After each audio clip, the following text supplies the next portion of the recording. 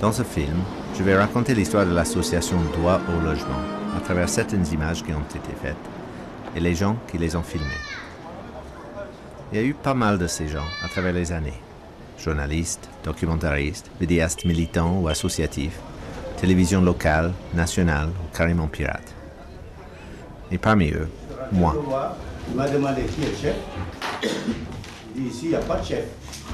Tout le monde est chef ici. Le premier que vous pouvez rencontrer, vous pouvez vous renseigner. Et voilà.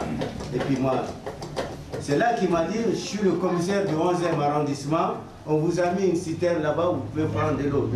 Pourquoi est-ce que j'ai commencé à faire des images sur le mal-logement à Paris? Plusieurs raisons. Si je regarde ces premières images, tournées pendant l'été de 1989, on remarque que la majorité des gens mobilisés sont des familles africaines.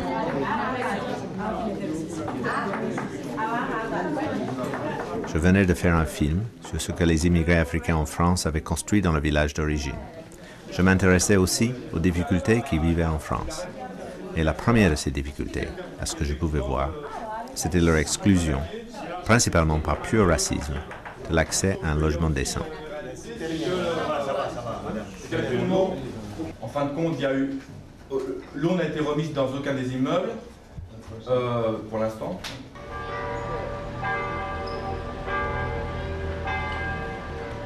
Il y avait aussi l'évolution visible de Paris. On était 3 ans après l'année 1986, une année particulièrement meurtrière en incendies criminels. 19 morts dans le seul 20e arrondissement. Des morts parce que des spéculateurs, attisés par la montée des prix de l'immobilier, voulaient vider des familles pauvres des bâtiments pourris dans lesquels ils avaient eu le culot de s'installer.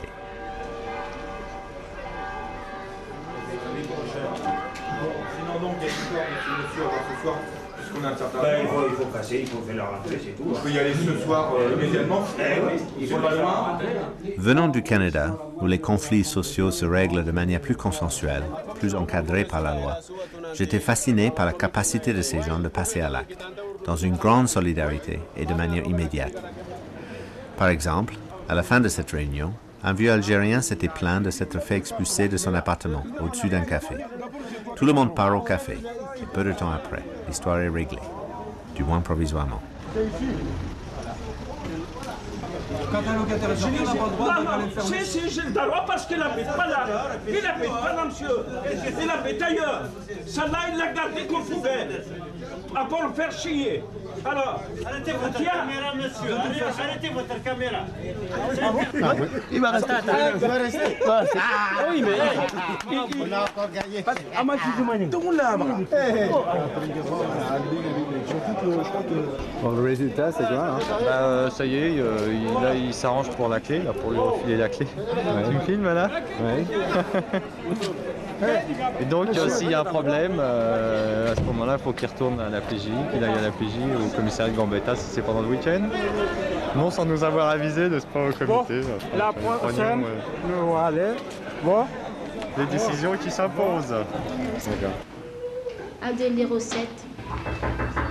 C'est qui? Oui, j'irai. Le comité des mal-logés avait ouvert plusieurs squats et logé ainsi plus d'une centaine de familles sans logis ou mal logées. Par exemple, ici, au 67 rue des Vignoles. Il n'existe pas beaucoup d'images de cet immeuble. Juste un film, fait par une amie, Laila Habshi, en 1988, lorsqu'elle a fait son stage à Varon.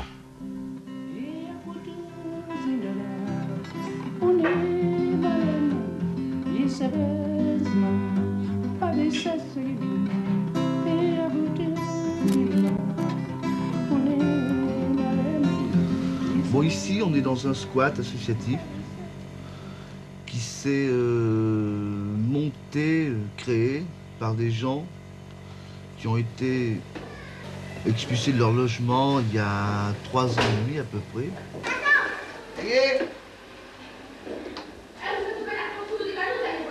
Les enfants.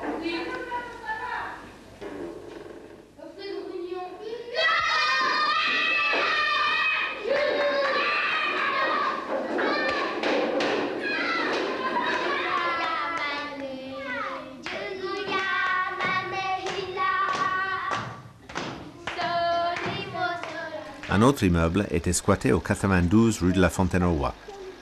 J'avais le projet de tourner un film sur la vie des familles dans cet immeuble. Et dans ce cadre, cette séquence sur la corvée d'eau d'un groupe de femmes. Il n'y avait ni eau, ni électricité dans l'immeuble.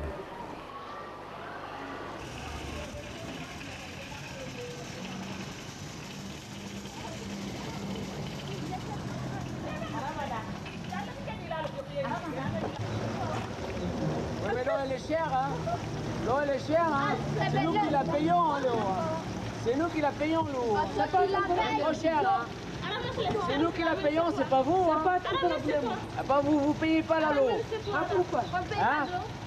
Parce que vous payez pas là-bas l'eau. Et nous, nous payons là, ça. On le paye. Avec l'argent, avec notre argent, nous. Hein? Qu'est-ce que la problème? Tout le monde. Vous payez pas l'eau là-bas. Est-ce que tu as intérêt? C'est le but de hier encore. Si tu dis comme ça, tu vas casser la gueule. Hier, tu l'as dit comme ça aussi. Oui. Est-ce qu'il y a une intérêt? Pourquoi tu dis ça? Deux animaux tranquilles. Pendant qu'il est. Deux animaux tranquilles.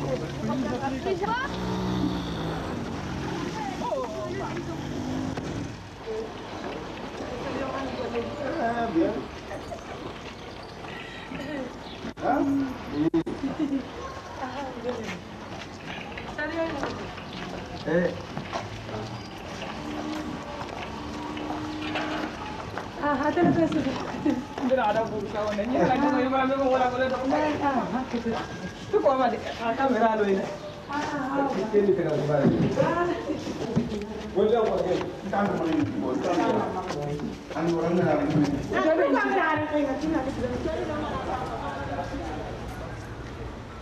Et ici, un petit rassemblement au 32 rue de Volga. Des vigiles venaient de répandre du gaz de chlore dans la cage d'escalier, histoire d'intimider les occupants.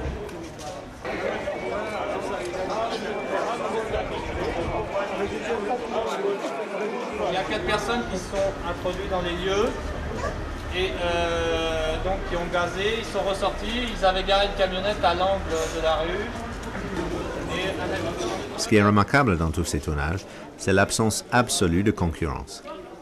Personne dans les médias ne s'y intéressait. D'accord, le Canard enchaîné parlait de temps en temps de la gestion douteuse des HLM par l'équipe de Chirac, mais tout se passait comme si les flonflons de la République, en cette année du bicentenaire, comptaient infiniment plus que la souffrance que pouvait provoquer le racisme et l'injustice de la société française.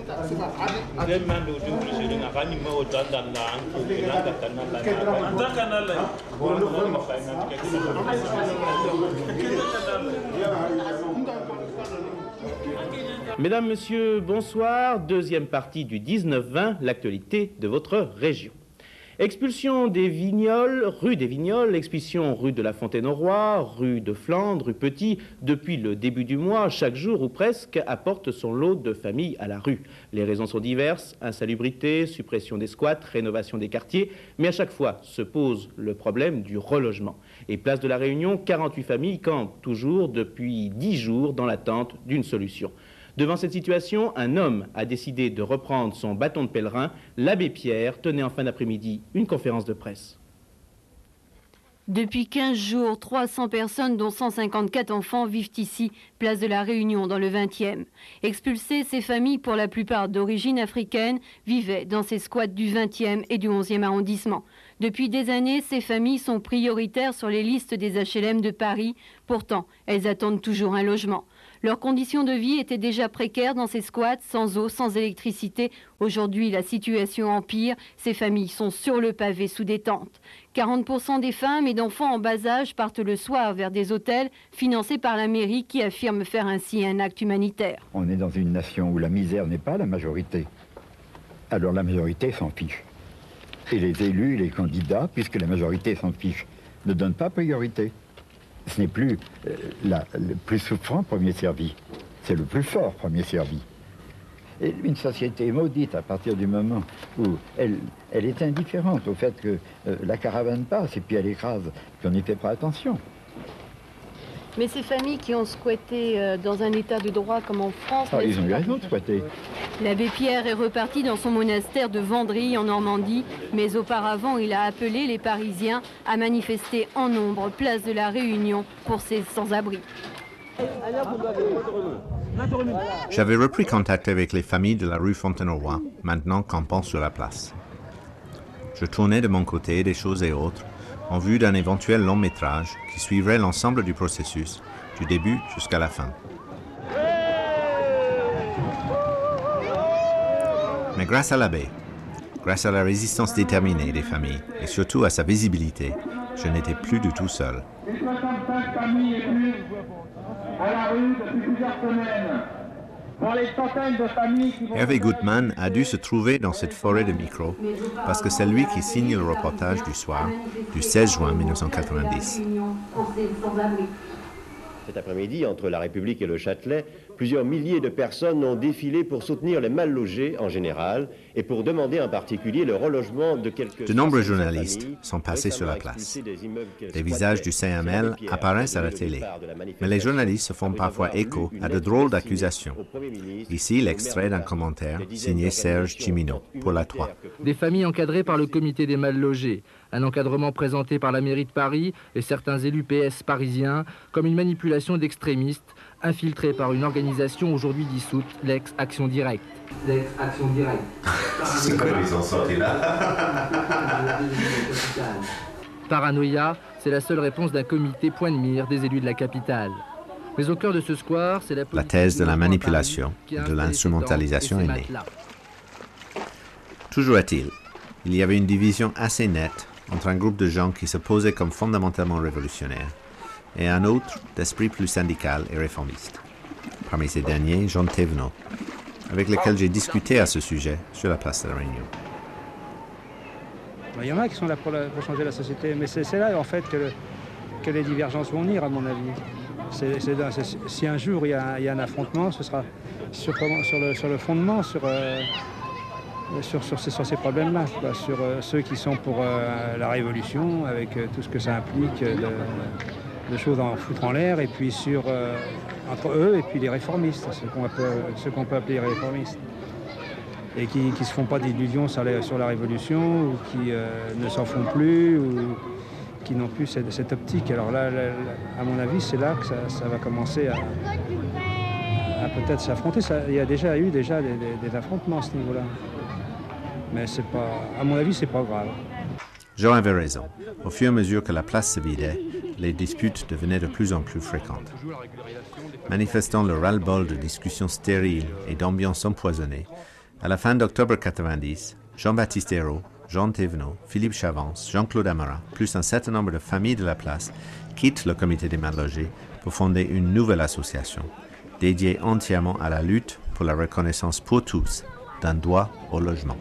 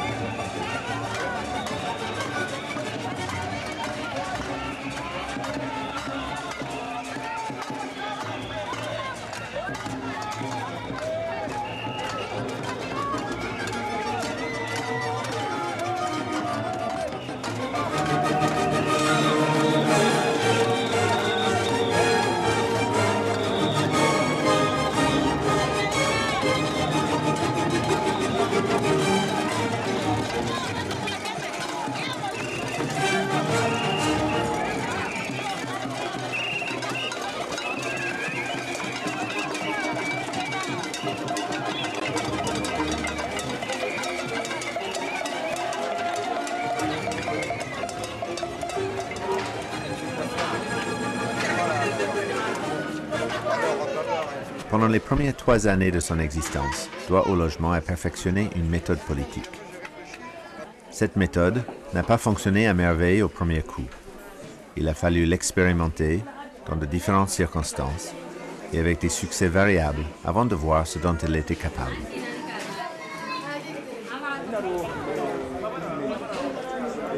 Fin 1990, l'association s'installe dans la boutique du rez-de-chaussée d'un hôtel que les militants connaissaient déjà, 5 rue Keller dans le 11e. Une première série de luttes, à Aubervilliers, à Grigny, la bouche à l'oreille parmi les familles mal logées fonctionne. Bientôt, les permanences sont débordées.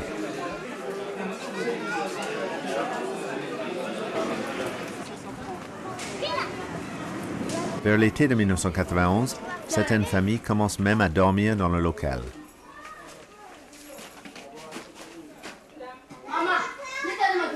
Jusque-là, les actions du DAL avaient été confidentielles, peu ébruitées auprès du grand public. Un grand coup d'éclat devient nécessaire. Ce coup sera programmé le 13 juillet 1991. Alors il faut qu'on laisse passer le village, on ne peut pas arrêter la voiture, hein, parce qu'ici on laisse passer là. Il faut pas l'arrêter. Cette journée a aussi marqué une autre première, au moins pour moi. La première manifestation par métro.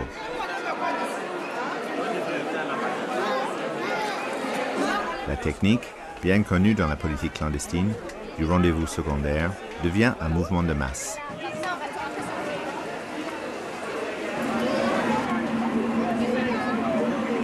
Le lieu, un terrain vague sur les bords de la Seine dans le 13e arrondissement.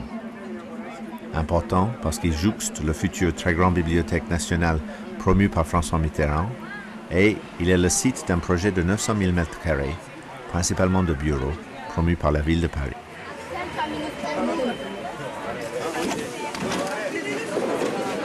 Cette fois, les militants ne réagissent pas en riposte à une expulsion prise à l'initiative des pouvoirs publics. Pour la première fois, ils prennent l'initiative eux-mêmes, au grand jour, afin de contraindre les politiques de l'État et de la ville à réagir, à prendre en main sérieusement le problème des mal logés et des sans-logis.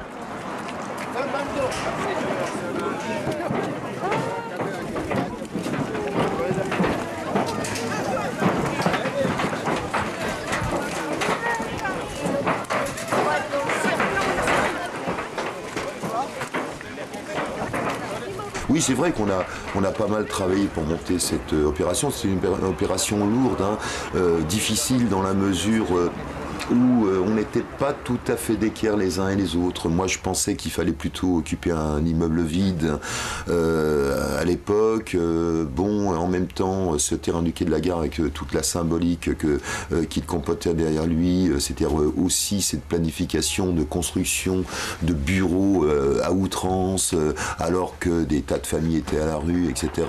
Bon, on a planifié cette opération du quai de la Gare qui effectivement était préparé à peu près pendant 1 mois et demi,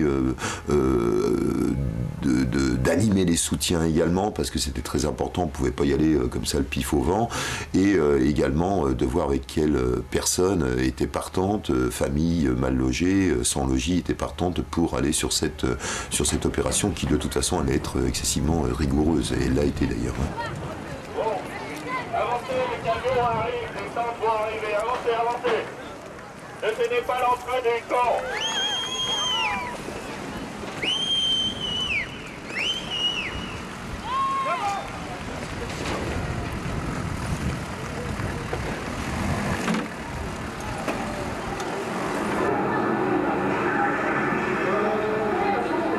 Dans le premier camion, il y a l'abbé Pierre, je suis à côté de lui. Ouais.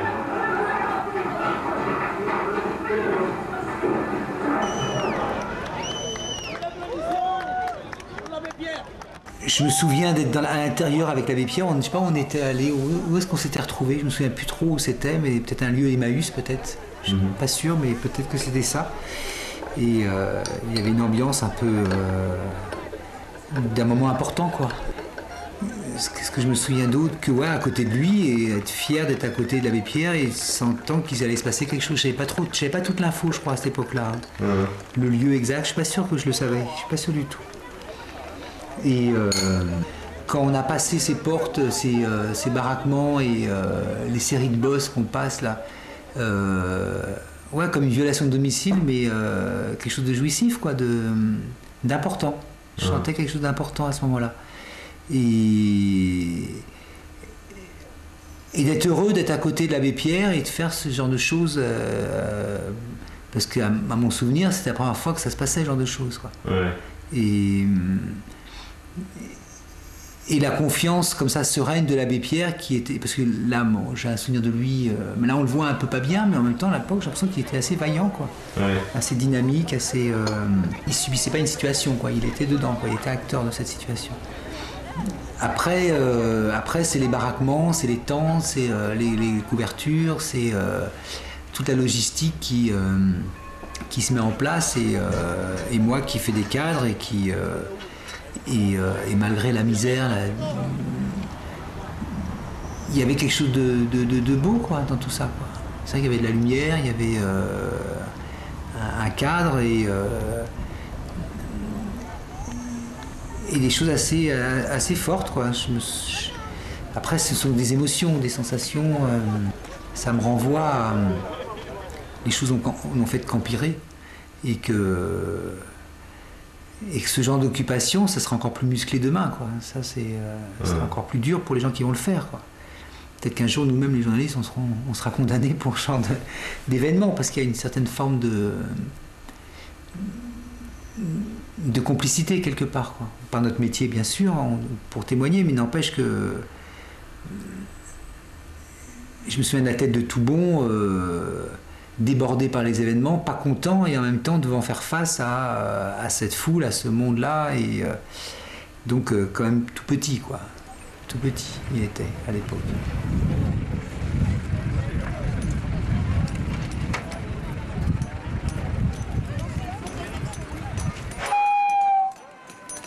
Bon, il est vrai que les journalistes au début nous ont pas mal saqués hein, sur le quai de la Gare. Je me souviens d'articles particulièrement négatifs parlant des familles du quai de la Gare comme un camp retranché palestinien de Fédaïn. Enfin, il y avait tout un... Enfin bon, ça a été difficile hein, au début du quai de la Gare pour la salle. Il y avait aussi des discussions sur la manipulation, soi-disant. Bien sûr.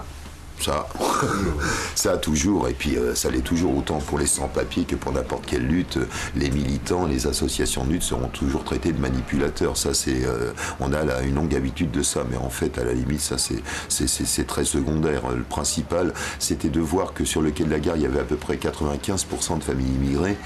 Et l'important pour nous était d'arriver à faire passer cette notion fondamentale de respect d'un droit qui s'appelle le droit au logement, qui puisse capter l'opinion publique au-delà des sentiments souvent xénophobes, racistes que cette opinion publique avait. C'est vrai que je crois que là on a eu une avancée importante d'arriver à porter cette notion de droit au logement, de droit fondamental, de respect d'un droit fondamental par en fait des familles immigrées et que ça malgré tout été perçu plutôt positivement puisque au fur et à mesure des semaines qui s'écoulaient on a bien vu que les médias commençaient à changer un petit peu sur le traitement médiatique de cette lutte et qu'il y avait plutôt au fur et à mesure un accueil de plus en plus favorable, dirons-nous.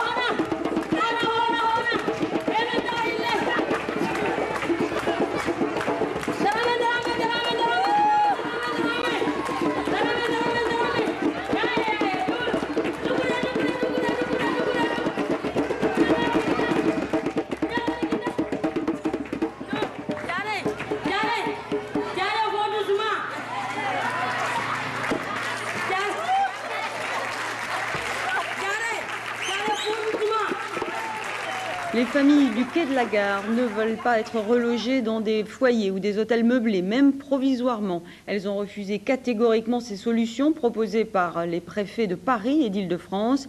Elles veulent des appartements pour attendre un relogement définitif à 4 jours de la date fixée par le tribunal pour l'évacuation du terrain. Catherine Sabat, Dominique Boucher. Ils n'ont même pas eu le temps d'atteindre l'hôtel de ville. En quelques instants, les banderoles sont confisquées et les quelques manifestants encerclés. Les mal logés du quai de la Gare étaient venus crier leur réponse aux propositions de la préfecture de région et de la ville de Paris. Une réponse qui reste négative, mais de moins en moins catégorique.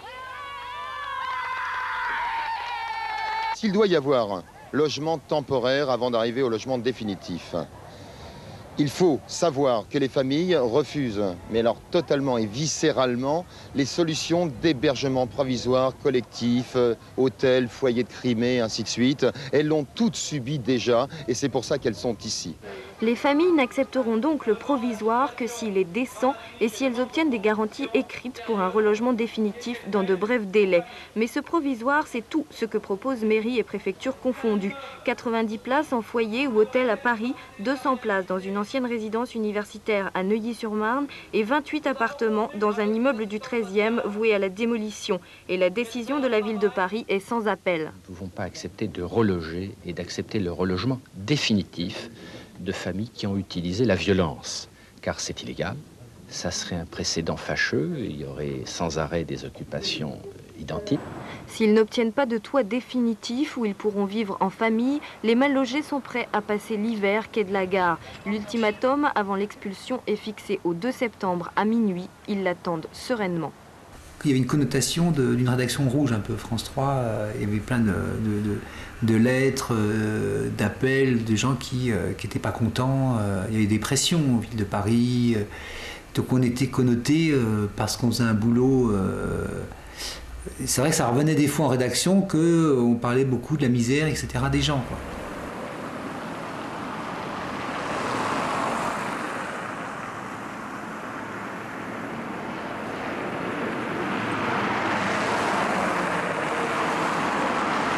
Je vais te dire que je couche là depuis 2 nuits et que les nuits sont dures à cause des camions notamment. La circulation est assez extrême. Cela étant, les conditions de confort sont assez intéressantes. Tu peux visiter si tu veux. Je t'y invite.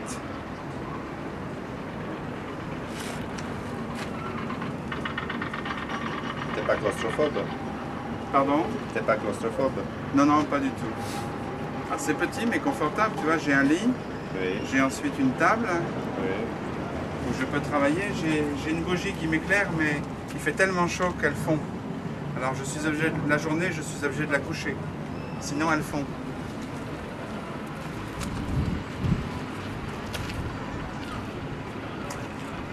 Bah, c'est une manière de répondre à l'idée d'un toit, un droit quand même. Tout à fait. C'est l'expression vivante d'un toit, un droit. Avec la voiture à côté.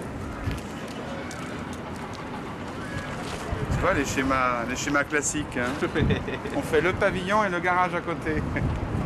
Et j'ai mon pavillon et mon garage à côté. Avec le soleil en plus.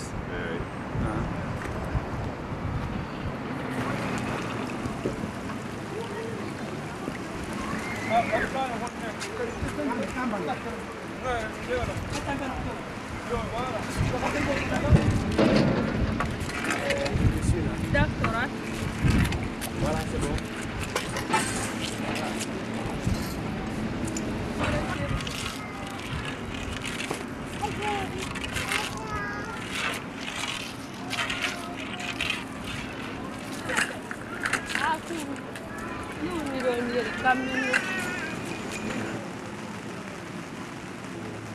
On était quelques-uns à être partisans avec beaucoup de familles de durcir la lutte et de ne pas accepter le principe du logement passerelle provisoire qui, on le savait, risquait de perdurer.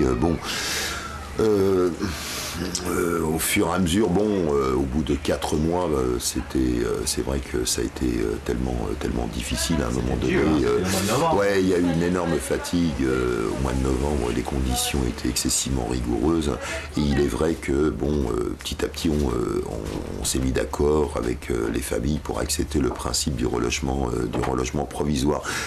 Mais ça s'est pas fait très très facilement. Hein. C'est vrai que l'abbé Pierre a énormément pesé dans cette décision collective de se plier au relogement passerelle, au relogement provisoire, mais ça n'a pas été sans empaillage de gueule, hein, quand même, hein, ça faut le dire.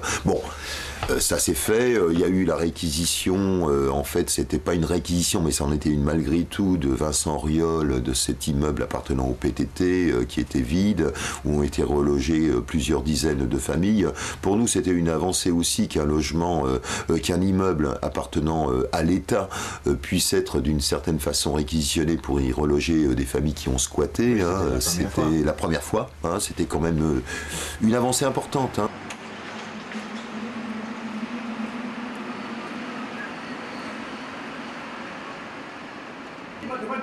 Il a demandé moi, m'a demandé 3 pièces à 10 francs. Monsieur Dimera, il a dit, m'a demandé 3 pièces à 10 francs. Il a dit, c'est trop petit, il a donné 4 pièces ici. Il n'y a pas de 4 pièces ici, monsieur Dimera. Il n'y a pas de 4 pièces ici, il n'y a que le plus grand, c'est 3 pièces. Il n'y a pas de 4 pièces. Vous êtes combien? Il est caché à mon frère. Vous êtes combien, monsieur Dimera? Vous êtes combien?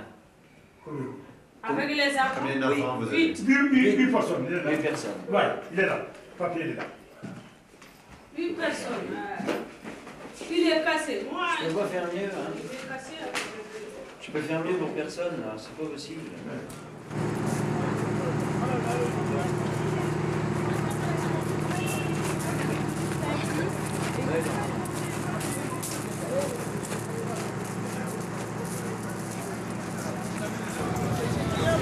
Ce qui pousse les familles à partir, c'est l'État qui pousse les familles à partir. Il leur donne le bâton et la carotte. D'un côté, il leur file l'engagement de l'État, c'est-à-dire le relogement définitif de toutes les familles. Et de l'autre côté, il leur dit si vous ne prenez pas ça, je vous retire tout. Et à côté, il prépare des bidonvilles d'État qui sont des AGECO. C'est inadmissible. Alors moi, personnellement, je pense que c'est un échec. Les familles sont obligées de partir parce qu'ils n'ont pas le choix. Nous, on va au foyer ADEP à Antony. Ouais, et puis on va avoir un logement le premier. On va être logé aux 3... Nous, on va être logé aux 3 allées du bâtonnet à Noisy-le-Grand. Combien une pièce? Quand? Le 1er décembre? Nos affaires, on a préparé nos affaires. Salut. J'espère qu'ils vont respecter le délai qu'ils ont donné pour ces bidonvilles, pour qu'on quitte le plus rapidement possible ces bidonvilles. Donc, dans ces conditions, c'est pas facile d'avoir confiance aux technocrates. Parce que ce qu'ils nous disent et puis ce qu'ils font, c'est parfois diamétralement opposé.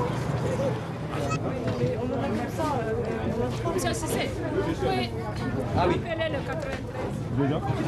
On le sent bien, le bilan tiré par les uns et les autres à la fin de l'occupation du quai de la Gare était très contrasté. Mais il y a eu plusieurs points positifs qu'on peut relever, à part cette première réquisition d'un immeuble de l'État dont parle Jean-Claude.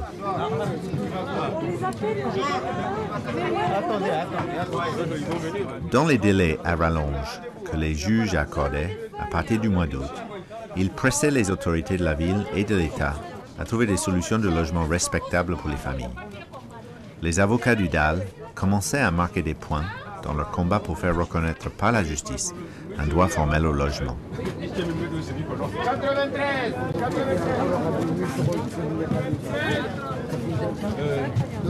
Le délai pour un relogement définitif, fixé à 3 ans dans la lettre adressée aux familles par le préfet de région, Christian Sauter, n'a pas été respecté. Mais sa promesse de relogement a été tenue en fin de compte. Et cela pour l'ensemble des familles. Rappelons que si une trentaine de familles se sont installées sur le terrain le 13 juillet, ils étaient pas loin d'une centaine à la quitter le 13 novembre.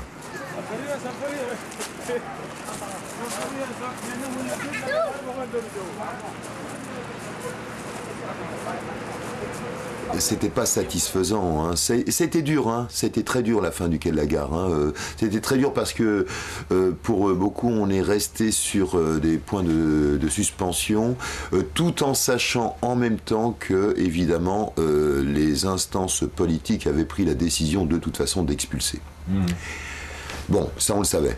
Hein, ils allaient de toute façon expulser et après l'expulsion, de toute façon, il y aurait eu, quoi qu'il en soit, par obligation et par force, ce relogement passerelle.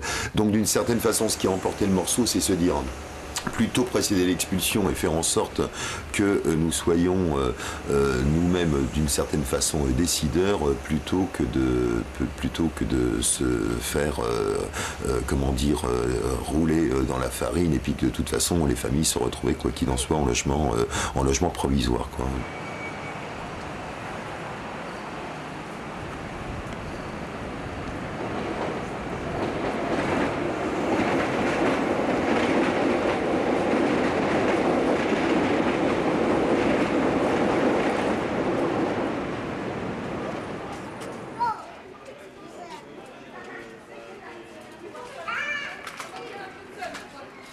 Quand l'année 1992 commence, une certitude règne, particulièrement parmi la communauté africaine de la région parisienne. Place de la Réunion, quai de la Gare, ces deux événements l'ont prouvé. Pour avoir un logement décent, il faut lutter. Il faut se mettre sur la place publique. Et à la prochaine fois, il ne faut pas rater l'occasion.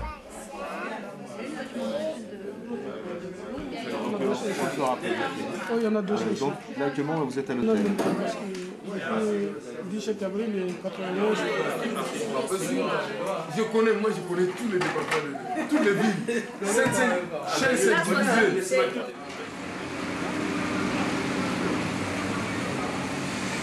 Cette prochaine fois, c'est le maire de Fontenay-sous-Bois qui la fourni.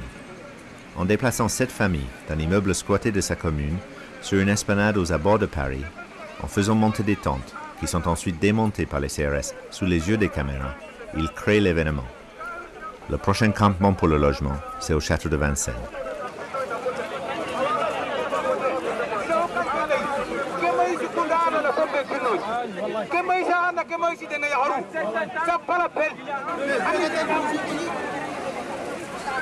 En 3 jours, au mois de mai 92, le nombre de familles passe de 7 à plus de 300. Là, c'est une action de qui encore là? Qui est-ce qui fait cette action-là?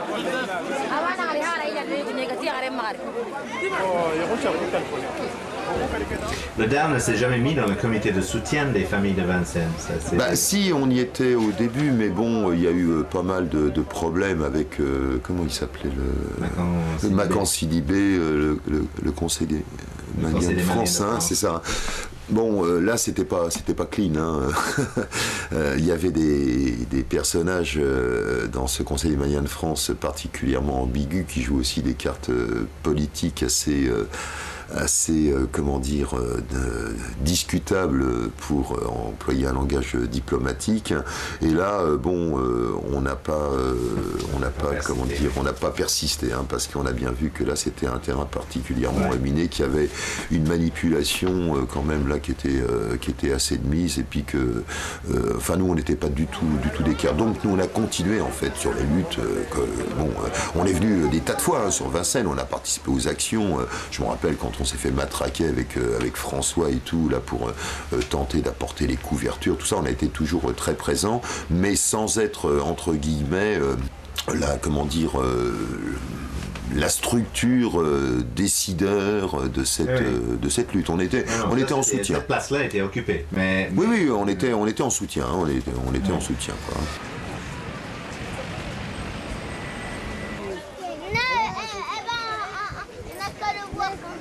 92 était aussi une année dure pour le DAR, non? Il y avait le moment de pèlerinage, les églises, les familles dans les églises, et un moment très dur en 92.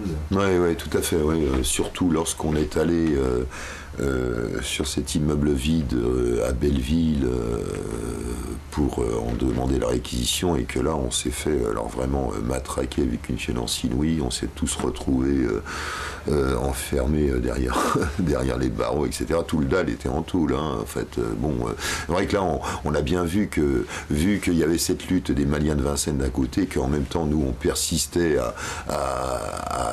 sur les actions pour amener à l'application de la loi de réquisition. Là, le gouvernement qui laisse, etc., qui était à l'intérieur à l'époque, on avait pris la décision de durcir considérablement la répression concernant les actions.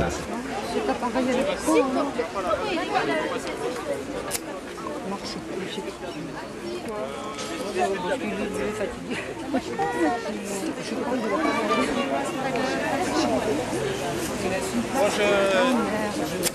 moi qui vais un peu présenter rapidement la situation pour les familles qui ont été donc malmenées hier. Je rappelle qu'il y a derrière nous un immeuble que vous voyez avec des volets en bois, qui est derrière mon père là, qui est entièrement vide depuis plus de 6 ans. Cet immeuble appartient à la ville de Paris, c'est un immeuble de logements sociaux. Et les familles, les 35 familles qui se sont installées hier... Et à un moment donné, on s'est retrouvé avec une trentaine de familles. Je me souviens qu'on a même été campé dans un square, dans un kiosque, où on s'est installé, on s'est fait virer à nouveau. On était pourchassés de partout. Et c'est à partir d'un certain moment qu'on a pris la décision d'aller taper à une porte d'église à Saint-Jean-Baptiste de Belleville, où là, effectivement, a commencé cet exode d'église en église, de temple en église, qui a duré plusieurs mois et qui aboutit néanmoins à la fin au relogement des 33 familles.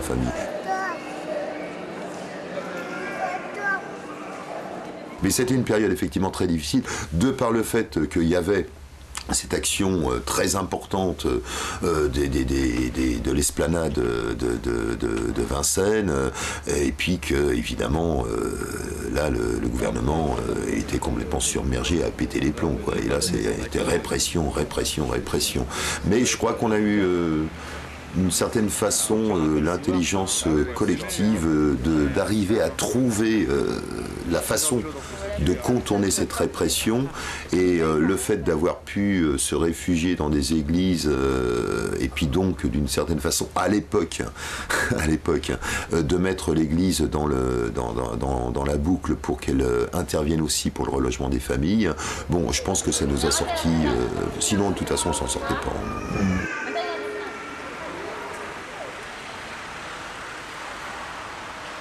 En octobre 92, Marie-Noëlle Lienemann, ministre du Logement, réquisitionne un bâtiment de l'assistance publique, rue Rondelet, pour reloger provisoirement certaines familles de Vincennes et du DAL.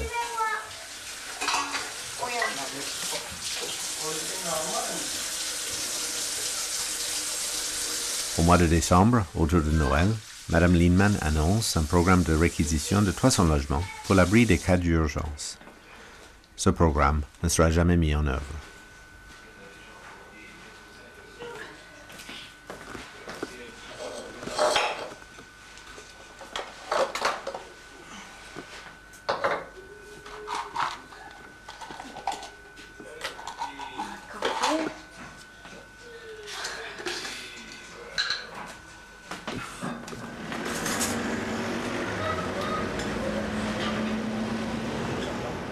Parmi les bâtiments désignés pour la réquisition par Marie-Noëlle Lienemann, cet ancien orphelinat du 14e arrondissement. Le DAL y projette une occupation importante. Pour la première fois, la date de l'action est fixée pour coïncider avec une échéance électorale majeure. Nous sommes entre les deux tours des élections législatives de mars 1993, redoutées par les socialistes, attendues par la droite. Plusieurs dizaines de familles de sans-logis ont mené aujourd'hui 2 actions coup de poing pour exiger un relogement décent à Athis-Mons dans l'Essonne et aussi dans le 14e arrondissement de Paris. Reportage Valérie Gaget, Jean Corneille. Ils sont entrés par la petite porte, sans violence, presque sans bruit. Une vingtaine de familles, désespérément mal logées, ont réquisitionné ce bâtiment inoccupé, propriété de la ville de Paris. Le 23 décembre dernier, Marie-Noëlle Lienemann, ministre au Logement, ordonnait au préfet la réquisition de l'ancienne maison maternelle. Pour des raisons mystérieuses, cet ordre n'a jamais été exécuté. Les dortoirs sont restés silencieux. Madame, Monsieur, bonsoir. Merci de votre fidélité. Nous voyons tout de suite les... 2 visions de cette action sont mises en forme dans les images. Une, journalistique, trouve sa représentation la plus riche dans le travail de France 3, Île-de-France. Ils interpellent aussi son successeur. Rassemblement de soutien devant l'orphelinat de l'avenue René Coty dans le 14e. Plusieurs personnalités, telles que le professeur Albert Jacquard, le professeur Schwarzenberg ou Harlem Désir, appuient les mal logés dans leur occupation des lieux. 23 familles y sont installées depuis hier matin. Elles sont encerclées depuis 24 heures par les forces de police. Théoriquement, on ne fait pas de parti pris, surtout quand on fait un sujet pour le journal télévisé. Dans un magazine, à la limite, ou dans un documentaire, on peut avoir un parti pris. Dans le journal régional, ça me paraît, ou dans le journal tout court, ça me paraît plus difficile. En même temps, nous, on accompagne un phénomène qui est fort, quoi, qui secouait drôlement les consciences à Paris dans les années 90, quoi. Donc, moi, je trouvais ça justifié de les suivre parce que c'était un problème réel, c'est-à-dire le problème des mal logés ou des sans logis, problème qui vraiment avait du poids dans Paris. Une réalité, c'est-à-dire des logements vides. C'est normal qu'ils soulèvent la question. Pourquoi il y a des logements vides alors qu'il y a des gens qui sont mal logés? Je trouvais ça logique d'accompagner cette question. Et puis, c'est eux qui faisaient l'actualité, quoi, de toute façon. Ils sont venus, ils ne sont pas tous là, mais 23 familles occupent depuis 2 jours la Fondation COP. Un foyer pour enfants en détresse, inoccupé depuis 3 ans. Là, il y avait un passage à l'action. On dépassait le cadre de la loi, puisque c'était quand même des occupations illégales. On rentrait par effraction dans un bâtiment, mais on n'avait pas peur parce qu'on savait que de toute façon, il fallait en passer par là pour éveiller les consciences, quoi. Pour réveiller les consciences, parce qu'elles étaient en sommeil. Donc, moi, je trouvais ça drôlement osé. Et tout le monde trouvait ça osé. Et en même temps, je suis sûre que ça en a réveillé quand même plus d'un, y compris les politiques. Pour l'instant, impossible d'évacuer des squatteurs invités alors que les familles font un appel du pied. Le pays va changer de majorité et c'est pour que la nouvelle majorité qui vient au pouvoir qu'il essaye de s'intéresser à un problème qui est là depuis des années, le problème des logements sociaux. Le scandale, c'est que depuis 4 ans, une maison en parfait état, où il y avait autrefois 80 enfants, soit vide. Eh bien ça n'est pas acceptable quand il y a tant de gens dans la rue. Je pense que l'élément déterminant pour l'équipe du DAL, ça a été de s'entourer, et de s'entourer de gens médiatiques. Ça, c'est évident. Comme les sans-papiers avec Emmanuel Béard l'ont fait dans l'église Saint-Ambroise, quoi. Ouais. C'est forcément, tout d'un coup, c'est plus... alors, on peut se dire que les médias, dans ces cas-là, sont sensibles à l'effet médiatique et à la personnalité médiatique. C'est pas seulement ça, c'est que le fait qu'un Jacquard ou le fait qu'un Schwarzenberg soit aux côtés des mal logés, tout d'un coup, ça crédibilise parce que c'est pas les mal logés qui parlent aux mal logés, c'est Monsieur Tout-le-Monde qui est aux côtés des mal logés pour expliquer à Monsieur Tout-le-Monde que ça peut leur arriver. Et puis c'est injuste. Donc en fait, on n'est plus dans la caricature, quoi.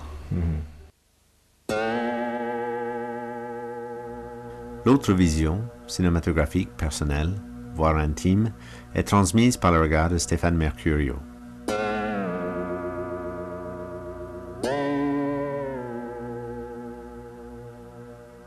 Le film sur René Coty, qu'est-ce qui t'a amené là-bas? Qu'est-ce qui t'a amené à vouloir faire ce film? Je crois que c'était 2 choses. C'était d'abord une envie de parler des luttes, du collectif, ça depuis longtemps. Enfin, c'est quelque chose qui... Les militants, c'était quelque chose qui m'intéressait. Et puis après, ça a été le fruit du hasard, parce que je n'avais pas prémédité de commencer un film sur Coty. Et puis, en fait, dans les personnalités qui avaient été appelées sur Coty, il y avait mon père. Et j'y suis allée comme ça. Et puis, le DAL m'a demandé de faire quelques images, parce qu'il y avait l'huissier qui venait constater que toutes les personnalités vivaient bien là, et qui prenaient les papiers de Jacques Higelin, d'Antoine Vechter, enfin de tous les gens qui étaient là à l'époque. Et c'était plutôt rigolo. Et puis après, j'ai eu envie de faire le film parce que j'ai rencontré les familles et j'ai eu envie de raconter un peu leur histoire.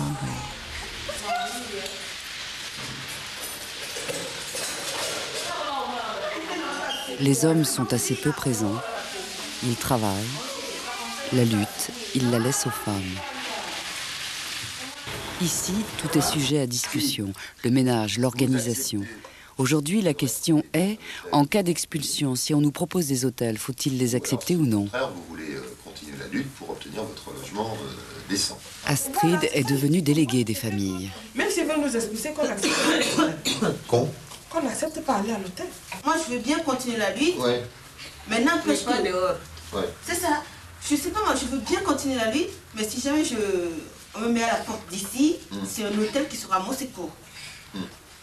C'est-à-dire, eux, s'ils me proposent un hôtel, je leur dis non, hein, parce que c'est pas l'hôtel que je veux. Ça, je suis bien capable de leur dire. Hein. Mais moi, hein, entre autres, il faut que je dors quelque part. Hein. Je suis partie sur les familles et sur ce qu'elles vivaient et ce qu'elles ont vécu pendant un an et demi.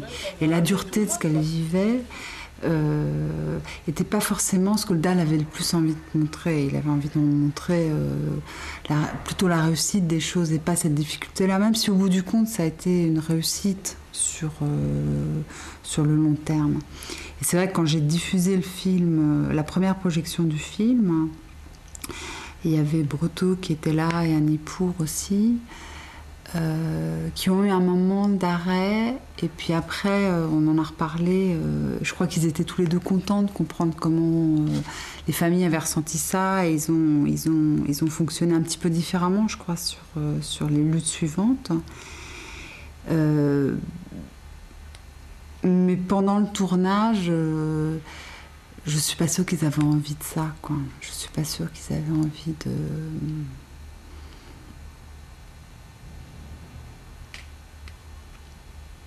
Ils avaient envie d'un film simplement militant, point, qui pose pas de questions, et voilà.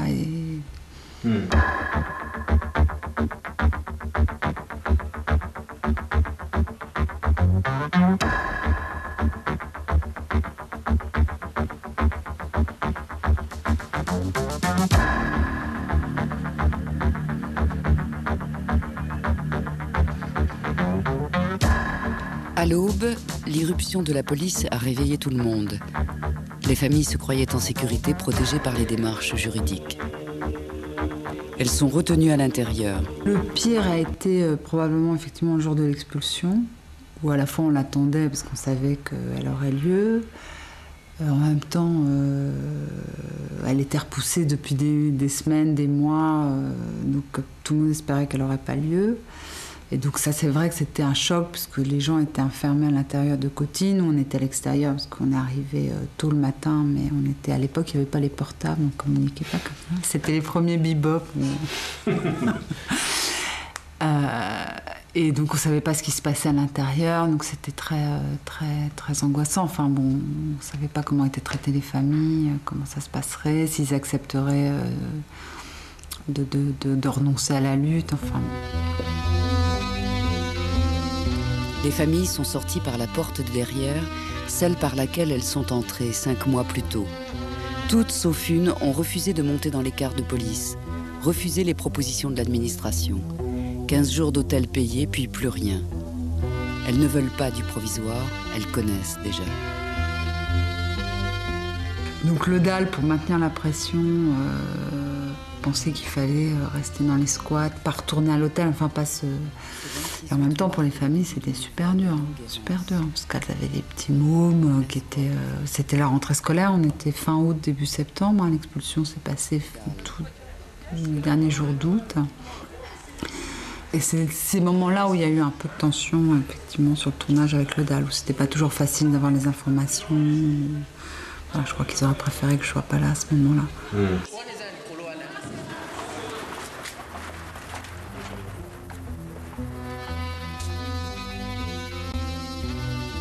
Le soir, l'errance continue. Clichy. Un autre squat.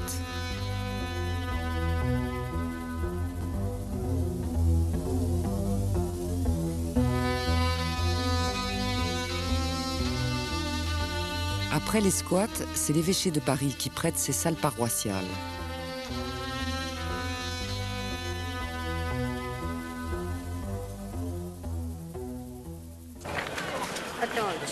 Au palais de justice, c'est le résultat de l'appel. Voilà, ça commence. Alors, attention. Bon, alors attends. Deuxième page, J'en ai... Première page, deuxième page. Là, c'est la page 6. C'est 7. L'avocate, troublée par la victoire, s'en mêle dans ses papiers. Le juge a donné tort à la mairie de Paris. Elle ne pouvait pas expulser les familles. En fort aussi dans l'autre sens, ça a été le jugement de la Cour d'appel de Paris qui a annulé donc cette expulsion en disant que l'état de nécessité justifiait l'occupation de l'immeuble de l'avenue René Coty. Et donc ça, c'était une première juridique. Et ça, les gens dansaient en sortant du tribunal, c'était super fort. Sauf que quand on est arrivé devant l'avenue René Coty, enfin devant le 41. Ils étaient en train de le démolir, donc de toute façon les familles ne pouvaient plus réintégrer. Considérant sur les faits que depuis le 24 mars 1993, 23 familles dépourvues de logement accompagnées d'un nombre variable de personnalités leur manifestant leur soutien occupent la maison maternelle de la Fondation Louis Koch, c'est ça ? Considérant que le droit au logement est inscrit dans plusieurs traités internationaux ratifiés par la France et en particulier le pacte des Nations Unies sur les droits économiques, sociaux et culturels. Ils sont malades.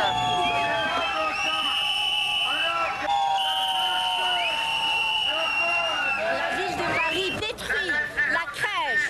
Ces familles sans logis avaient trouvé refuge. La ville fait tout pour que les sans-logis dorment dans la rue. Et ceci en dépit d'un arrêt de la Cour d'appel de Paris qui a ordonné à la ville de les loger. L'abbé Pierre a été tenu informé par le DAL de la longue lutte des familles de Coty. Cette fois, c'en est trop. Il sort de sa réserve et décide de mettre tout son poids dans la balance. Les familles se réinstalleront à René Coty. J'ai décidé ce matin de venir par respect de la décision de la Cour. Et j'ai pris la décision. Je ne quitterai pas ce trottoir tant que je n'aurai pas pu voir une porte ouverte et les familles retrouver leurs droits. Si vous voulez, on peut y aller, puis ensuite nous pourrons aller à Matignon discuter. Moi, je ne veux pas du tout. Je vous avertis que si les familles ne peuvent pas être à l'abri ce soir... Courtois mais intraitable, l'abbé Pierre menace de ne pas quitter le trottoir de l'avenue René Coty. Il a déjà remporté une victoire avec ce dialogue avec Jean Tibéri. Une brève visite 21h30 hier soir, l'abbé Pierre arrive à Matignon. Il s'est rendu à l'évidence les travaux de démolition effectués par la ville de Paris à l'intérieur du 41 avenue René Coty empêchent la réintégration des 20 familles dans l'immeuble. Son objectif désormais est donc de trouver coûte que coûte une solution pour reloger les expulsés. Après 1h30 de négociations avec Jean Tibéri, le premier adjoint de la mairie et le directeur de cabinet d'Édouard Balladur, l'abbé Pierre annonce sa victoire. La ville de Paris s'engage à maintenir, loger en hôtel meublé ces familles, sans qu'il y ait détermination de durée, jusqu'au moment où on aura trouvé une solution. Je me réjouis donc qu'il y ait eu un consensus, qu'il me soit permis de rappeler tout de même, parce que je suis un élu responsable, qu'il ne s'agit en aucun cas, ni de près ni de loin, de cautionner un relogement de squatteurs. Je venais pour forcer des portes ou des fenêtres et permettre aux familles de re-entrer. Mais il est impossible à un homme, une femme, un enfant de re-entrer dans ce local. C'est plus la peine de murer les portes et les fenêtres. Tout est démoli. Il y a 1 mètre de gravat dans l'espace total. C'est foutu. Mais je vois quelque chose de diabolique dans la hâte avec laquelle, aussitôt l'arrêt de la Cour publié, la hâte avec laquelle ils ont cassé. C'est fini, l'histoire de Coty est terminée. Plus personne n'y entrera. Stéphane finit son film 1 an plus tard. C'est une des caractéristiques de ce genre de projet. Il n'est jamais synchrone avec l'événement.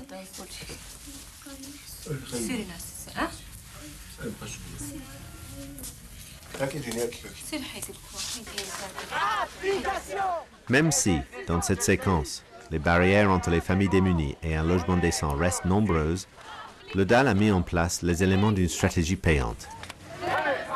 Exécuter des actions illégales, symboliques et spectaculaires, accompagnées par des personnalités de renom. Attirer de cette manière l'attention des médias et en faire des caisses de résonance pour les revendications des gens en lutte. Regrouper des familles sans logis par des permanences publiques. Les aider à s'auto-organiser en les encourageant à désigner des délégués. Utiliser chaque occasion pour avancer le combat juridique pour faire entériner et consolider la notion d'un droit au logement statutaire. La bagarre est terminée Elle a duré 1 an et demi. Mohamed et sa famille sont relogés. Continuer à maintenir l'attention du public et des politiciens sur la possible réquisition de logements vides, la nécessité d'un réinvestissement de l'État dans le domaine du logement. Tous ces éléments vont être mis en œuvre dans l'action phare qui va consacrer la notoriété du DAL à la fin de l'année 1994.